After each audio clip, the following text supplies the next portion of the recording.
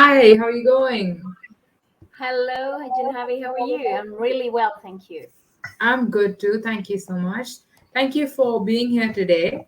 Um, I would love you to introduce yourself to the audience. Thank you so much for that, Janhavi. Before I introduce myself, I would like to acknowledge the traditional owners of the land that I am. I am in Wurundjeri land. And I also would like to say that I am a migrant and we live in multicultural Australia, but Australia has been a multicultural nation way before the European settlement in Australia. And we had, many cultures in here. So I would like to acknowledge that culture and elders, past and present. So my name is Fabiola Campbell. I am a trainer, a community leader, and also the founder of Professional Migrant Women. And we are an organization that help promote the contribution of professional migrant women through meaningful employment, Mm, visibility, and leadership. mm, mm. Amazing.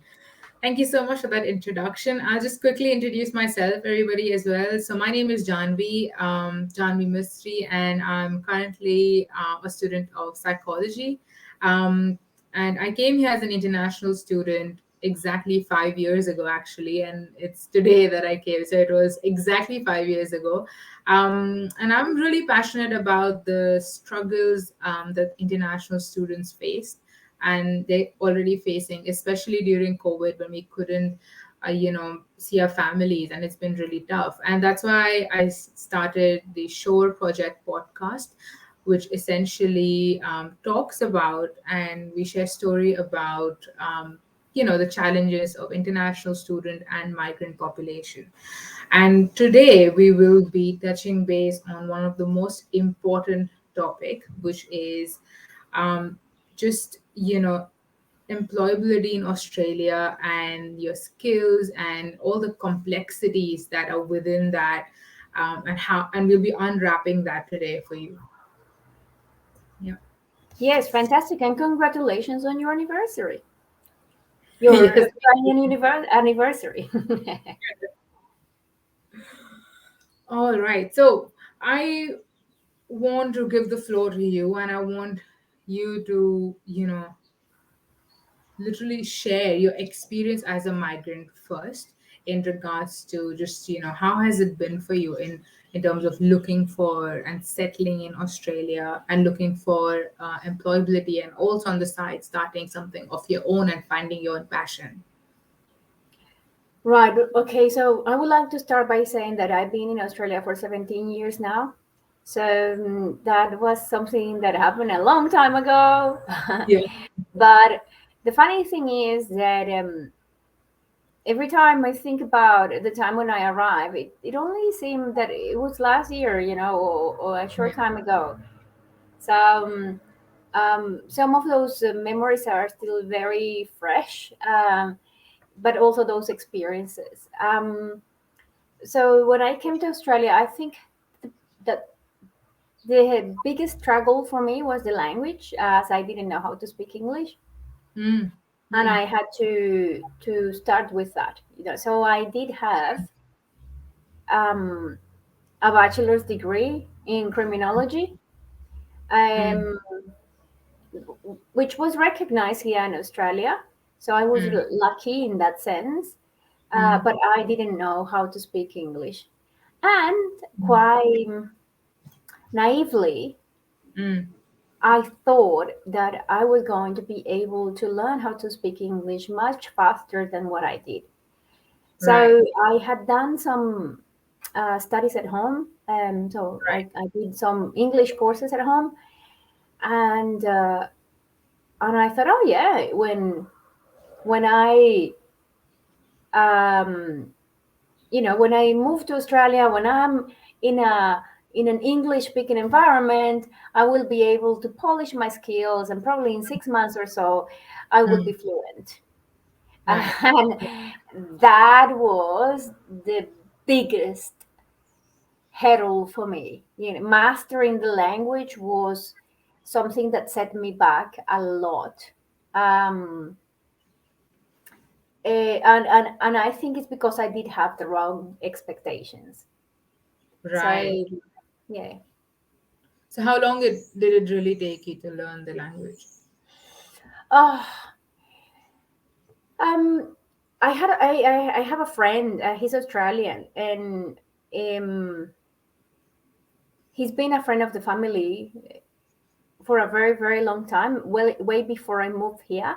So he helped me settle down in Australia, and he worked with a lot of migrants in his career, and Right. when when we met for the first time, or when we been talking for a few hours, he said to me, "Oh dear, your English is so good." And I thought, of course it is. I knew that. Yeah. And um, and he said, "Well, I reckon that in 3 years you will be able to speak the language, and in 5 years you will be able to understand the television." And I was like, "What?" you know, I thought, "Oh, he doesn't Yeah. know who I am. I'm Yeah. gonna be able to learn how to speak English in 6 months. You know, I Yeah. am capable of this, and I'm gonna show him."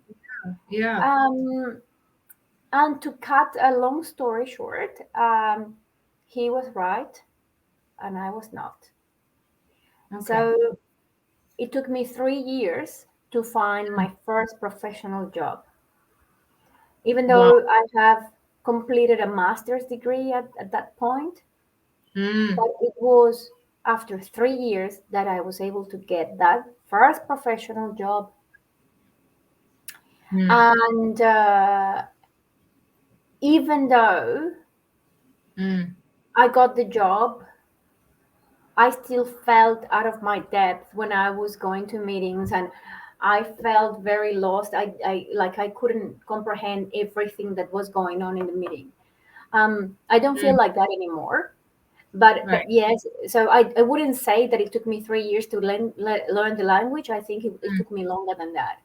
But Mm.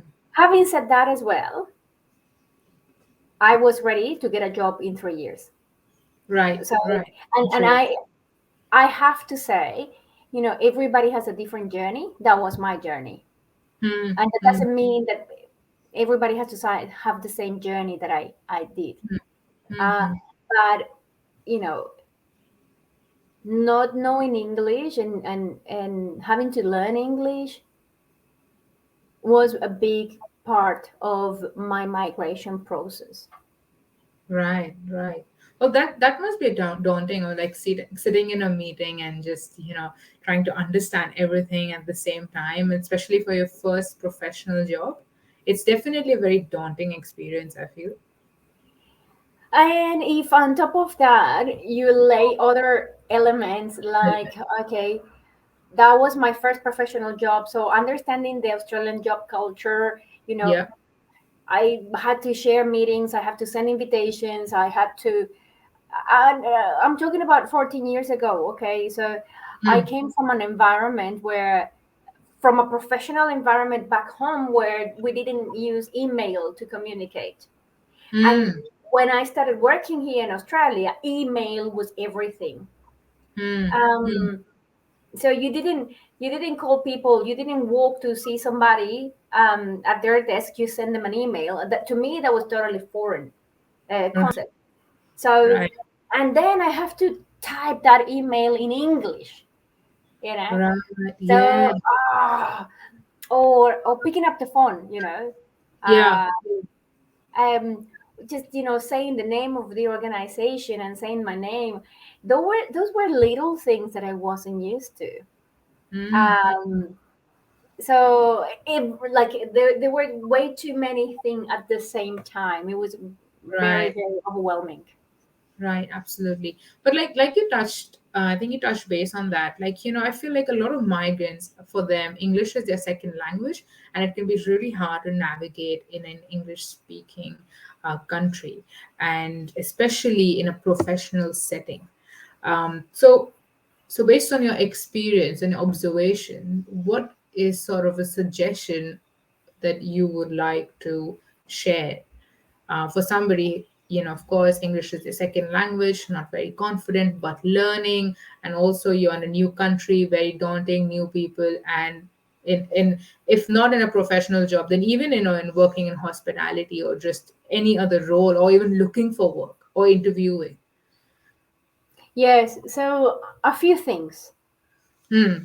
I was applying for government jobs, Hmm. and in the government, you always have to do you always have to address a selection criteria. So Right. for those who don't know what a selection criteria is, Hmm. it's so a selection criteria is a list of competencies that you need to address with a statement, and you need to align your experience with that competency. Hmm. Um, those were even, and each criteria, sorry, each selection Takes. criteria Yep. had, 6 to 8 competencies, and you have to write at least 2 paragraphs. So you Right. ended up writing like an essay for each job application. Hmm. It Hmm. was very time consuming, and sometimes it was very frustrating, Hmm. especially if after the end, after you submit your application, you never heard from Yes. That is. the people, Yeah. or the only thing you heard was, sorry, but you know, you haven't been selected. So that was very frustrating. But after submitting some of these job applications, what I realized was that just applying for jobs is part of the journey. And that is actually part of the training. I had to Hmm. do so much research to understand Hmm. what the job was about, Hmm. you know, and Hmm. then I had to research some keywords. I had um, to build, those narratives, Hmm. and I tell you what, that was a really, really, really frustrating process. But when after applying for about 20 or 30 jobs, I don't know, 40 jobs, I can't remember. I started to get better at it. Yep. And Yep. suddenly I started to get job interviews, which, Right. was an interesting change. So when I look back, it was like, I get it.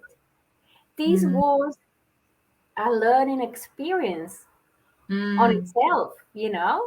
Just applying And it for the jobs. Yep. just applying for jobs, Hmm. Hmm. just contextualizing my Venezuelan experience into the Australian job market, Hmm. understanding, what some of those criteria meant, Hmm.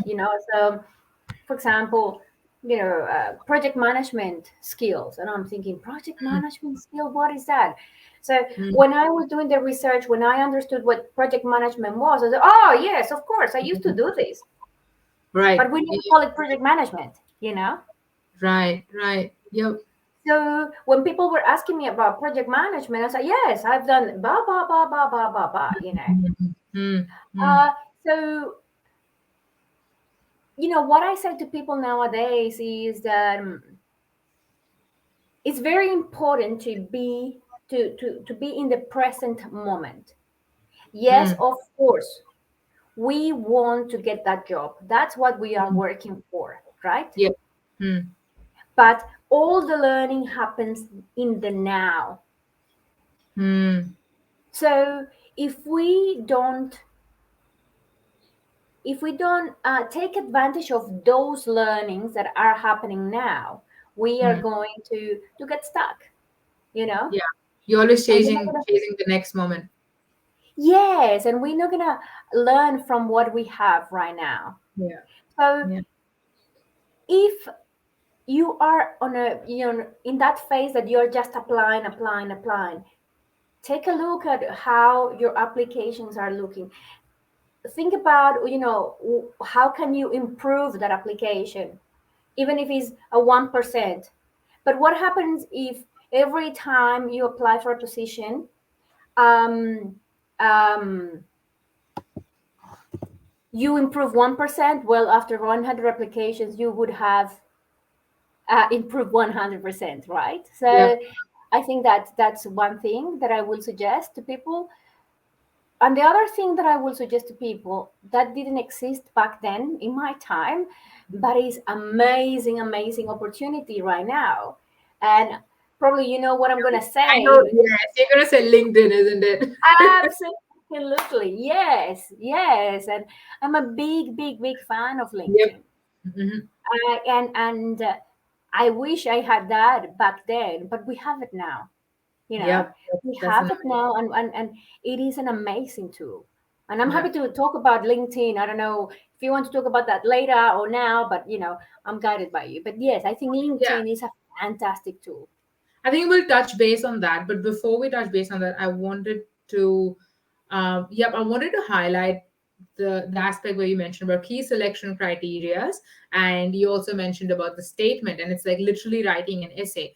So what I used to do, when I what I still do is, if I'm looking for a job, I have, because the jobs I'm applying for is very similar, in the sense that the position description is very similar. Like, I'm looking for, let's say, working as a project officer amongst youth population. That's my interest. So the key selection criteria for most of them are quite, consistent. So I used to actually make a whole Word doc of key selection criteria, and then just use that as my I don't know, the master copy, and then just copy paste for a new one. Of course, edit, change. So I think that saved a lot of time, and that became very efficient, rather than writing. 100%. Yeah, rather than writing key selection criteria every time. And I remember I used to keep targets, like three jobs today, which are very focused to my role, but at the same time, like, my expectations, my degree and everything. But at the same time, I knew that in this moment I need the money. Then I used to Hmm. apply for, two other roles, which were mostly customer based, didn't really require experience, wasn't too suited. So that even if I get them, that's fine till the time I get that role that I really wanted. And that Hmm. strategy worked well because I wasn't under the pump, because I wasn't stressed, or where's my next income coming from, or how am I going to pay my bills. So that kept Yes. me relaxed, and it gave me the opportunity to choose for the job, the professional, the proper career oriented job that I really want, rather than settling for anything just because right now I need it. And I'm talking about in my profession. Look, and I have been there in that position myself, and I know that many international students go through that. And Janhavi, Mhm. because you're a psychologist, sorry, Oh, you are, psychology. Yeah. sorry, but you are familiar with the Maslow pyramid of needs, Yep. yeah? Yep. Yep. And at the basis of that pyramid of needs, we have the need for basic needs, yes, food, water, shelter, and so on. And at the top of the pyramid, we have the needs of self-realization. And Yep. in order to aspire to the higher needs, we have to cover the basic ones. So, Yep. based if we use that theory, um, we have an interesting proposition in here. Hmm. Hmm.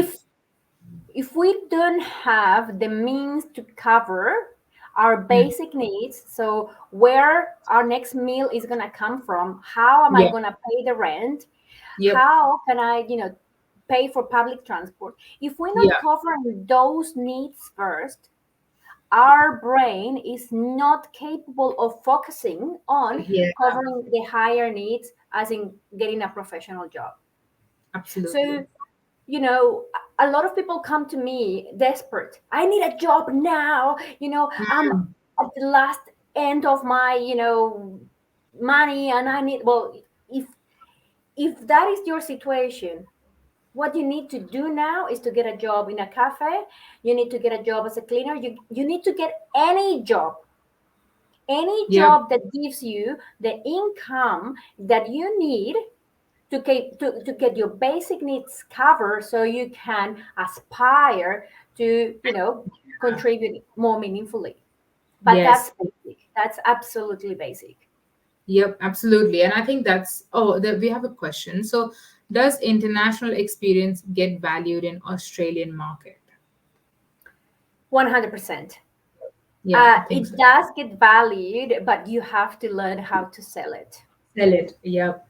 So it is the example that I was talking about early on. So I didn't know that some of the things that I was doing in Venezuela are classified in Australia as project management. Mm, Yeah. But when mm, I learned how to use the mm. project management language into the things that I was doing, then they saw the value in my past experience. Yeah. Mm, So mm. it's not that they value what you have done overseas or not. It's about how you sell it, Yeah, and how you build a narrative that is aligned with the way of working here in Australia.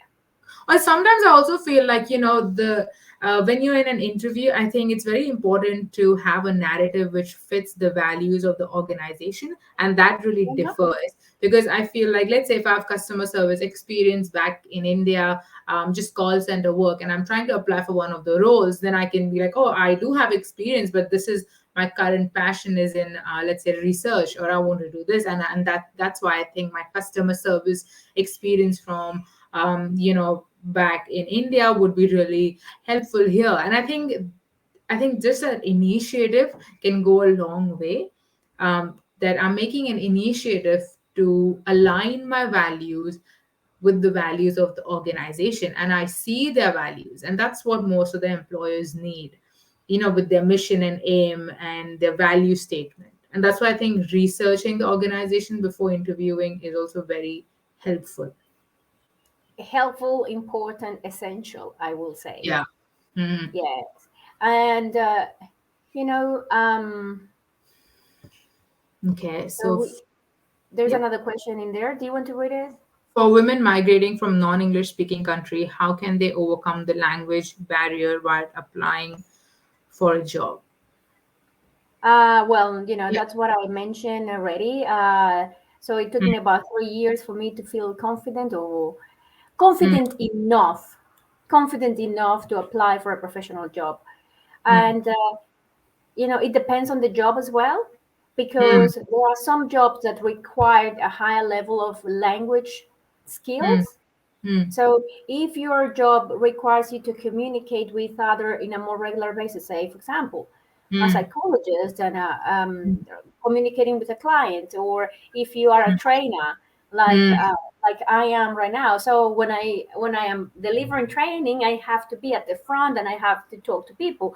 I wasn't ready to do that, 13, 14 years ago.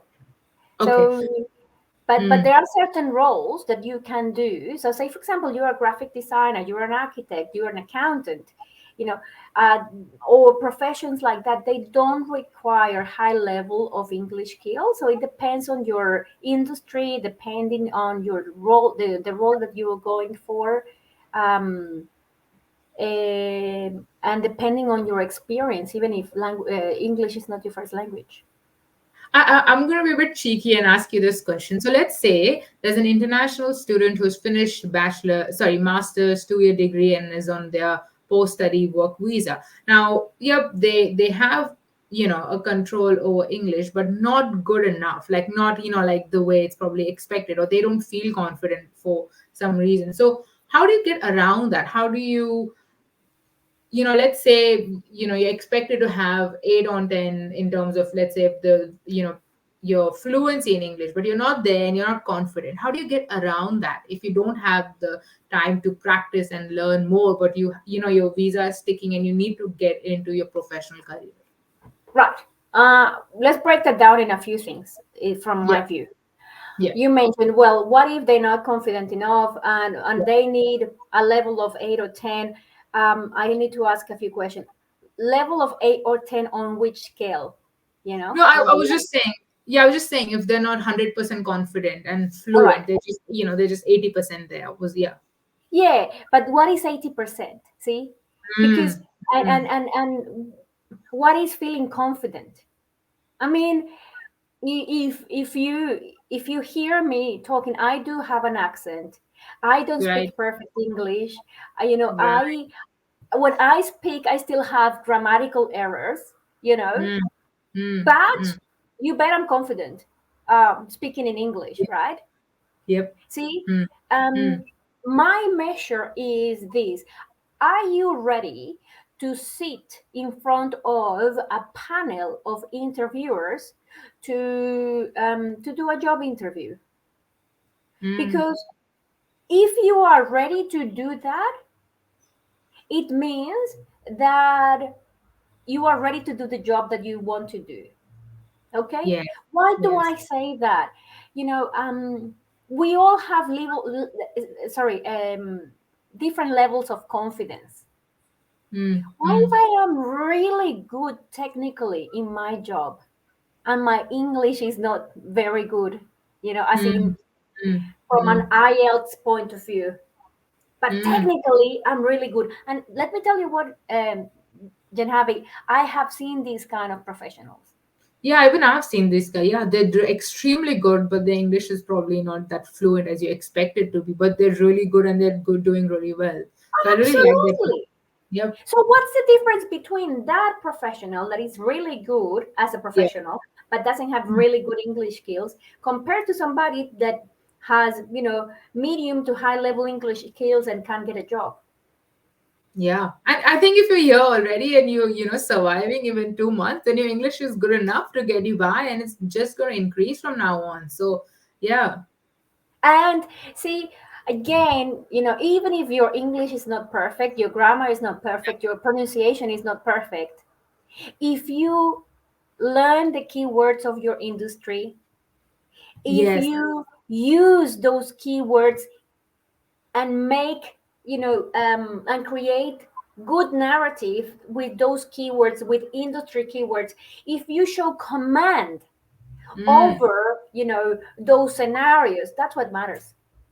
Okay, so I'm gonna really focus on keywords. Now, can you give me an example of keywords? Because I know that tip helped me when I'd spoken to you in late 2019 and I started using that and that really works. Oh, That really? really, really works. Yes. What was it? No, well, look, Yeah.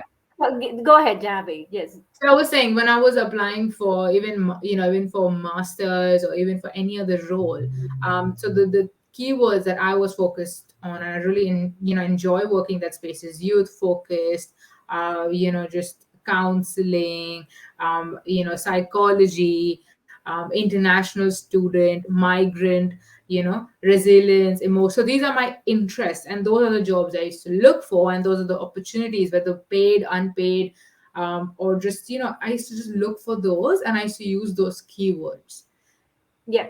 like person centered, just interaction. So those are the keywords of my profession, especially the roles that I was looking for or the studies that I was doing. Now, so can you give me an example of something that maybe you have in mind that would Yeah. help? So one of the first things that I learned, or when I was applying for jobs, it's interesting because back then I used to buy the newspaper and get the job list from the newspaper. There was a section in the newspaper that actually was dedicated to jobs. Yep. Um, and then we started getting the jobs advertised on Seek and My Career, or the job boards, and I used to print the position descriptions, and Mm, then I used to highlight all of those keywords specific for that job. And like you said, Jahavi, what happened is that, of course, you have a passion, you have an interest, an area of interest. within mm, that area of interest, you might be able to do a different kind of jobs. So mm. you are into youth, right? So you can do a lot of things within the youth area. Yep. um what are the keywords? What are the common keywords that you find within your industry? So I'm in the space of diversity, inclusion, gender, leadership. So Yes. you bet that I need to start breaking down some of these concepts and understanding, what each of these things mean, or how can I communicate these concepts. What are the concepts related to this? What are the words that keep coming up in the job descriptions related to this industry or this role? Make a list. Make a Yep. list. Try to you can look for job interview questions, on Google, and top 10 interview questions for psychologists, top interview questions for project managers, top job Mm, interview question for, fill the blank. And then you yeah. will see, what are the common topics. Then find your keywords, put them in there, and practice, because Yeah. that's when you command experience. That's when you command confidence Hmm. to the panel, and that's what they're looking for.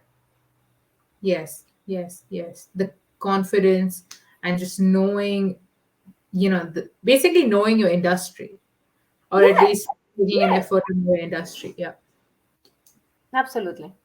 Mm-hmm. So I think from the sounds of it, interviewing skills are also very specific to your industry, I feel.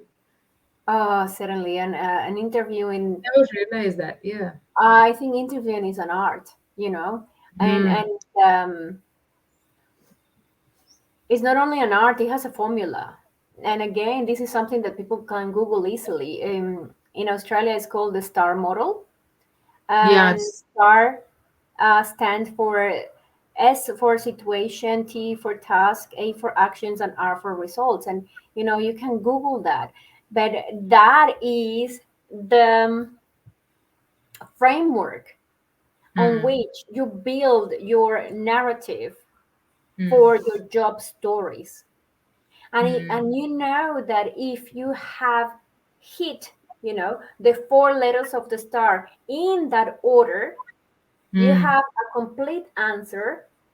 You will only say what needs to be said. You will mm, leave out what doesn't have to be in that story. You will mm, be efficient in communicating your message. You will mm, speak with confidence. You will deliver what they need to hear. And mm, like mm. any skill, you need to practice it. You know, Right.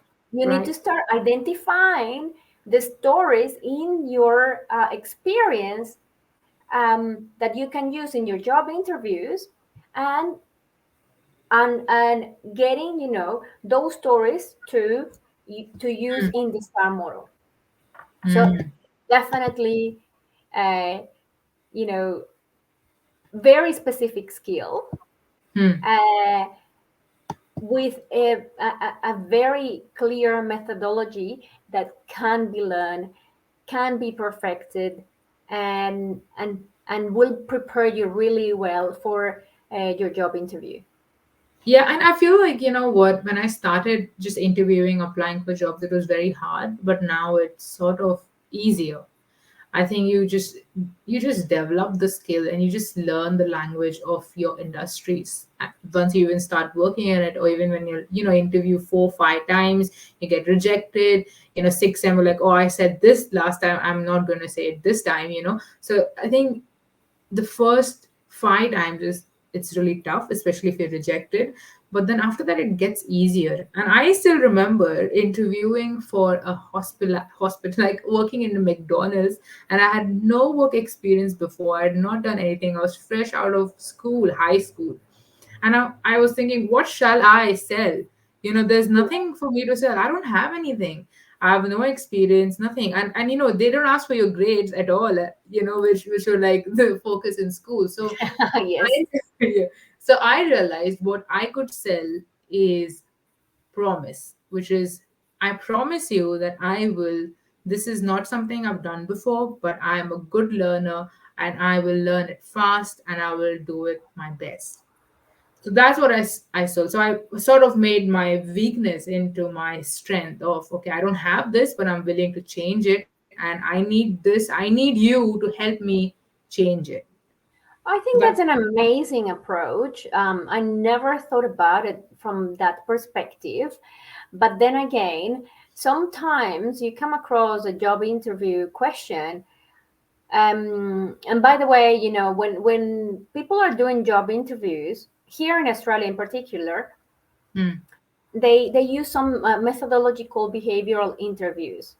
What behavioral interviews are, or what the theory said, is that past behavior is the best predictor of future behavior. So with this theory in mind, what they say is, well, if we ask you a question about your past, your answer will tell us what are you more likely to do in the future. Yeah, mm, past mm, behavior is the best predictor of future behavior. yeah, What if I haven't done that thing amazing. specifically? What if I've never, served 100, or I've never managed um, an event for 1,000 people? Mm, And that's the mm, question that they are asking me. Well, I've managed events for 100, even for 200 people, but I've never managed events for 1,000 people.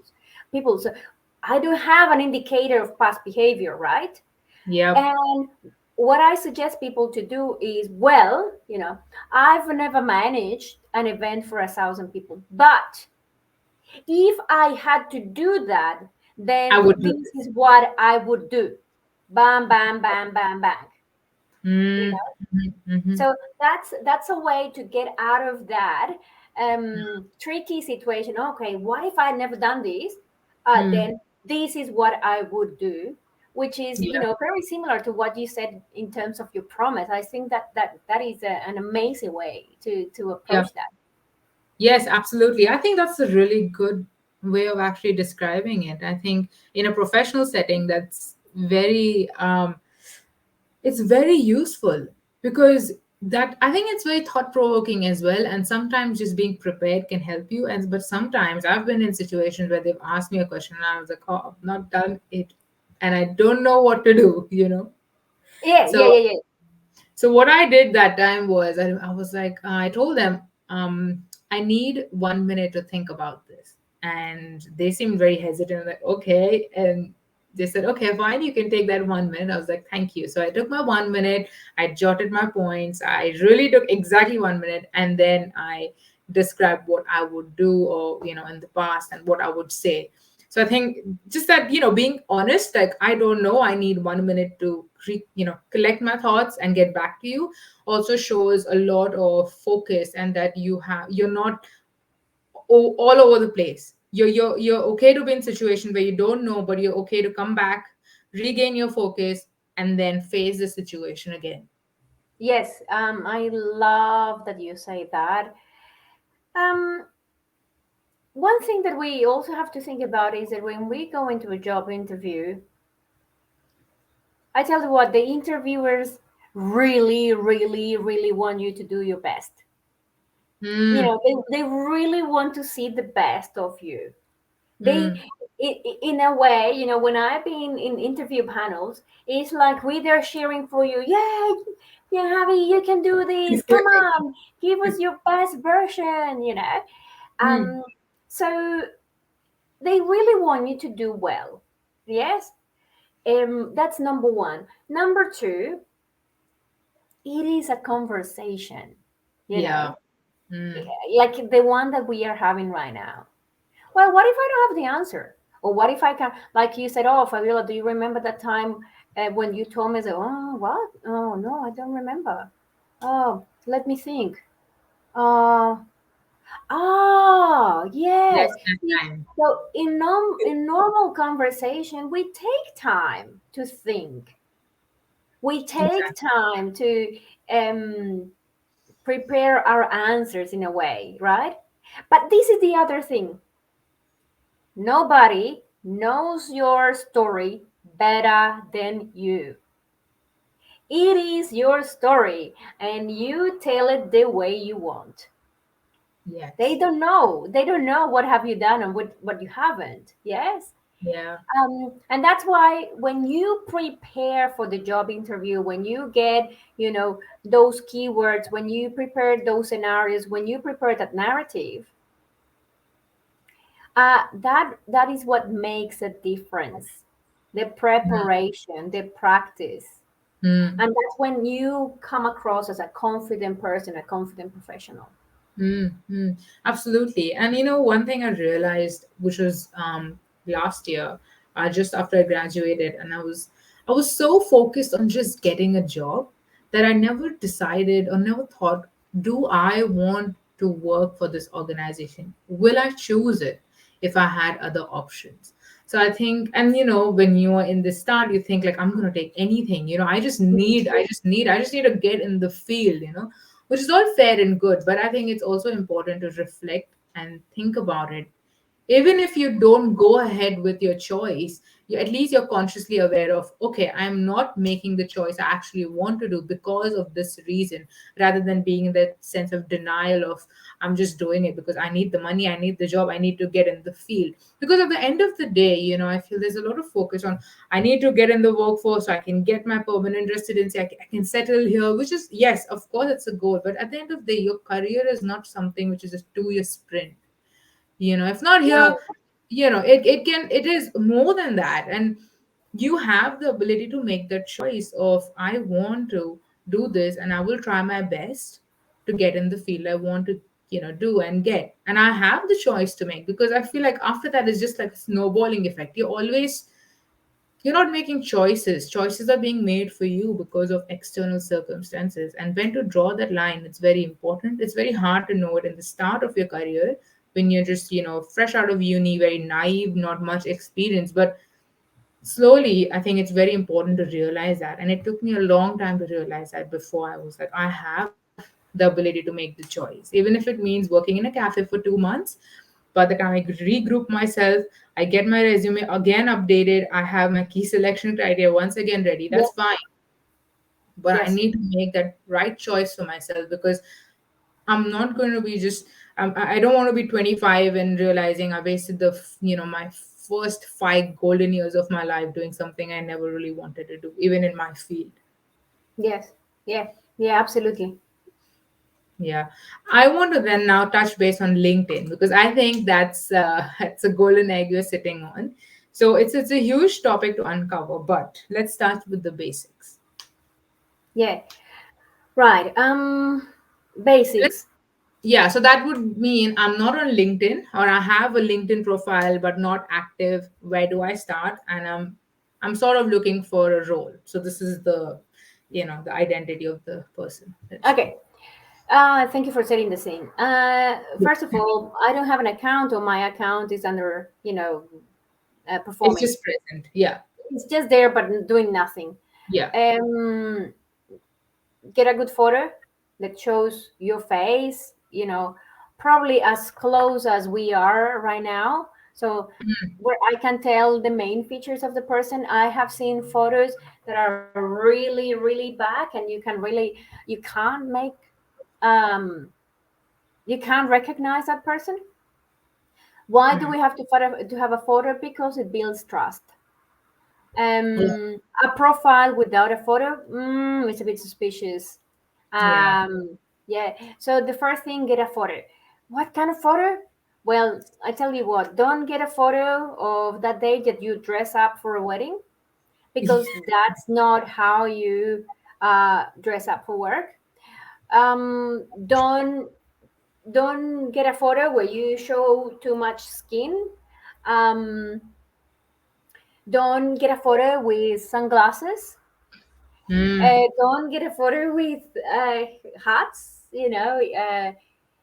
that sort of things. What kind of photos then can you get? well, think about it. If you were going to the office, how would you dress? Yeah. So, um, there are people in the construction industry that need to wear high-vis vests and helmets. I think that's totally appropriate. And I have seen very effective photos of people wearing that kind of clothing in their photos, but it communicates something. I'm in this industry, and I know that, say, safety is important, and I follow the rules of the industry. So I Mm, think that could be appropriate. What if you work in a lab and you need to wear a coat? mm, Can you wear that in your profile photo? Absolutely. absolutely. Yeah. But what if you go into an office and you have to wear, some kind of executive clothing? Well, wear that, you know. So I think that if you are in doubt, think about what would I wear to work, and then wear that for your profile photo. Okay. Uh, Okay. and Mm, then, after that, make sure that you start, filling your profile with the basic things. And look, I took some time to talk about the photo because I have seen some photos that, oh God, mm, uh, they really need some coaching, some attention. mm. Um, but so what if you have a profile? How are you going to start activating that profile? Start making connection. How do you make a net? How do you know which are the right connections for you? All right. So what job do I want to do? Hmm. I want to work as a project engineer, a project management in the engineering industry. So first of all, what kind of organizations I would like to work on? So I go and look up those organizations. Mm, In the LinkedIn profile of those organizations, there is a tab that says people. And under people, you see all the people that have um, name that workplace. mm, And you can mm, see their job titles. mm, Then I start looking for the job titles that I would like to have. And I send a connection request. And mm, I will do these with as many organizations as I can. One mm. thing that we need to remember about LinkedIn is that not everybody is going to accept you. Yeah. But not because of that, you're going to stop sending connection requests. Yeah. Yeah. You know, if you think, okay, today I will send, you know, 20 invitations and only three people respond to my invitations, so what? You go three new connections. Yeah. What if you do that every day? You Yeah. know, you send 20 invitations every day, you get three connections today, four connections tomorrow, and you start growing your network. All right, Mm, 500 seems to be the magic number for LinkedIn. Yeah, so I think at least we need to aspire to have 500 connection. It gives you credibility. Okay, this person is serious about building connections and their networks and adding value and getting value, etc. So I think aim for at least 500 connections. mm. All right, so I'm connecting with people, I'm receiving, good responses, so I'm connecting. What to do next? One of the best things about LinkedIn is that you can learn from people without invading their space. How Yeah. is that? Well, you It's, can read their posts. You can learn how they think through their post or their comments.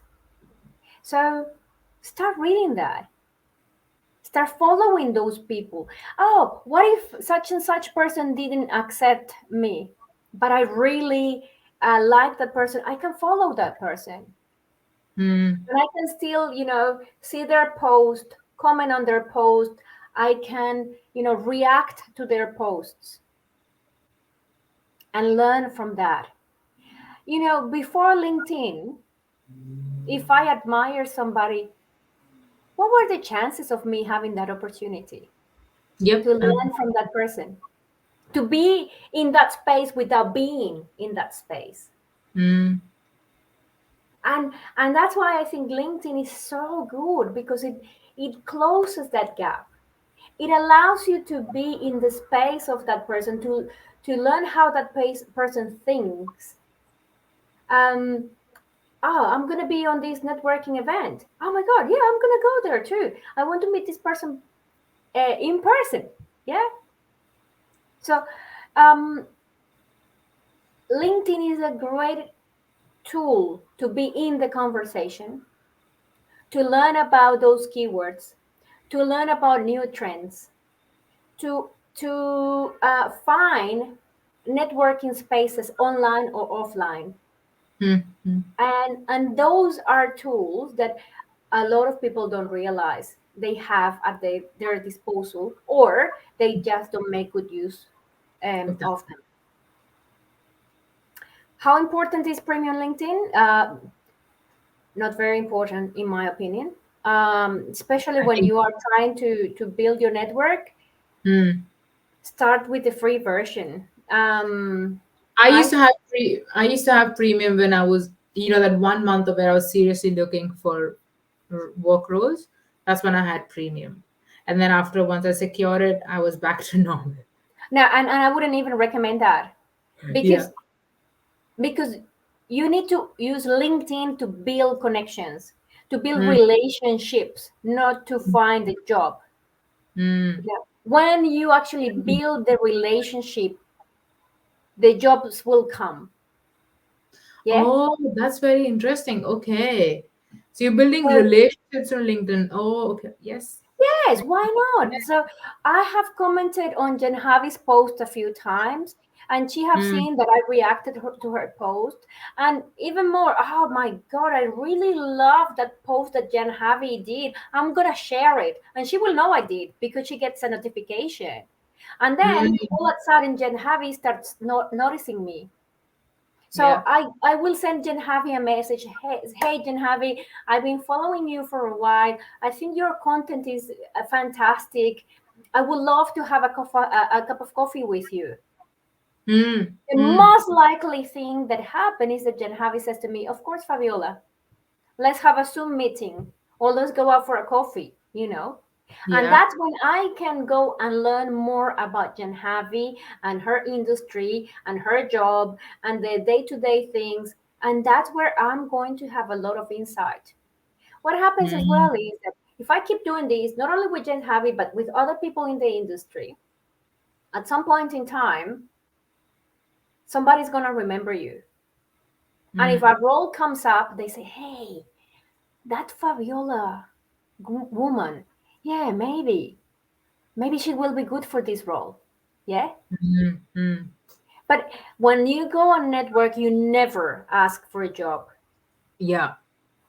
You only, the only intention of having a coffee chat with somebody has to be about building a relationship, getting to know the other person, and and creating enough interest so the other person learns about you. Mm. But the main thing, you have to learn about them, and wait, until you are invited to say, so what about you, Fabiola? What do you do? What do you want? Okay, Yeah. now I can tell. Yeah. Yeah. So you show Yeah. interest. can Yep. i can i can I just say something, because I get this a lot from some people sometimes. Hey Mm, Fabiola, I need a job, can you help me get a job? No, I can't. I like, if that's the reason why you contact me, and I am not able to help because I don't have jobs to offer, mm, and by doing that you put me off, mm, because I am not going to be able to add value to you. So mm. approaching people to ask for jobs is definitely the wrong strategy. Don't do it. Right. Approach people to learn about them, and Mm. about what they do. So you have the vocabulary, you learn the context, and you learn how to communicate your needs and your message. Yeah. And I feel like sometimes when people see that you're genuinely wanting to meet them and get to know more about them, they suggest from their end that, you know what, actually, I think I have this role in my mind, which I'll just get you in touch with this person. And then, you don't owe them a favor. You're actually getting something, like, which is amazing. Absolutely, 100%. And I've seen that time and time again. Yeah. Yep. I've experienced that too a couple of times. Yes. Mm, that's very interesting. And I think, of course, to just, we have, I think, 5 minutes left. Just to end the session, if you had just one, I guess, advice to somebody who's just stepped their first foot on this land, on Australian land, then what would you have for them? What would you say to them? Or Well, to that's yourself when you what's walked that? in? To yourself 14 years ago when you stepped, your first foot here? Right.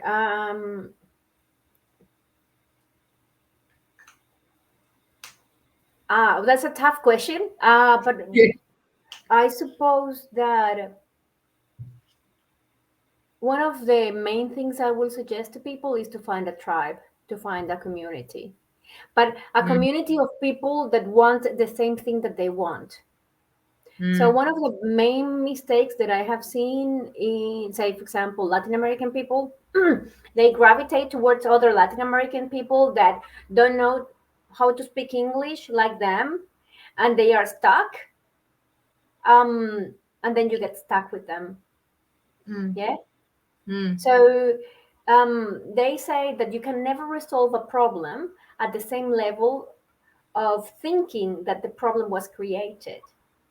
So if mm, you hang out with people that that are struggling in the same way that you are, and they're not doing anything productive to get out of that struggle, find a community that can help you build that, because there are many communities, many options out there, and there will be a community out there for you.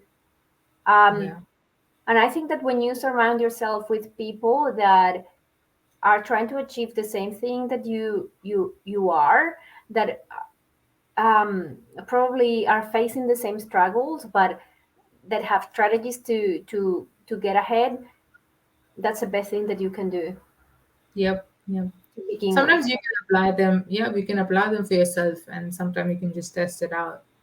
Yeah. Yes, absolutely. I think if I had to tell myself one thing, I would just say that just take it slow.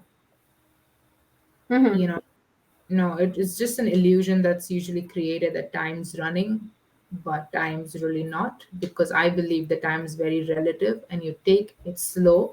You take as one day as it comes, and you wouldn't realize when 5 years have been passed, but at least you wouldn't be stressed and you wouldn't just, be roaming around in a place where you don't know what's going on.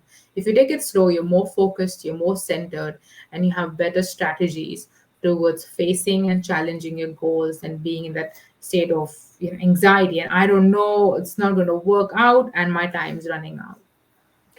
Look, I think that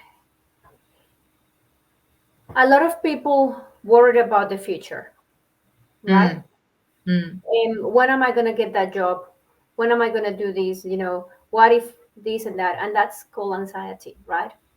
And mm. that's why I said before, the most important thing is to be present, i- you know, i- to be in the present, to focus on the present moment, and to Yes, learn the lesson that we are meant to learn right now. perfect. Yep, Um, you know, and understanding that everything is a process, that yep. we cannot jump, Mm. uh, and uh, and that the only thing that we have is the present moment. So learn the lessons that you have right now. Yes, perfect. That's amazing. I like how we just tied everything up and perfectly ended where we started. It's so amazing. But it was great talking to you today, and thank you so much. And I'm just looking forward to, more chats like this, because I think this is needed just to reduce the pressure of just interviewing and getting into roles and starting your career. Just taking it slow, and it's part of life. Everybody does it. It's bound to happen to you as well. Absolutely. Yes. Well Perfect. said. Wonderful. Nice meeting you, everybody. Thank you for watching.